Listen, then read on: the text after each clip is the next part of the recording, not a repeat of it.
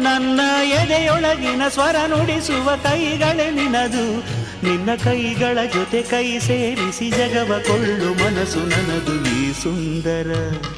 ಈ ಸುಂದರ ಬೆಳದಿಂಗಳ ಈ ತಂಪಿನ ಅಂಗಳದಲ್ಲಿ ನನ್ನ ನಿನ್ನ ನಡುವಿನಲ್ಲಿ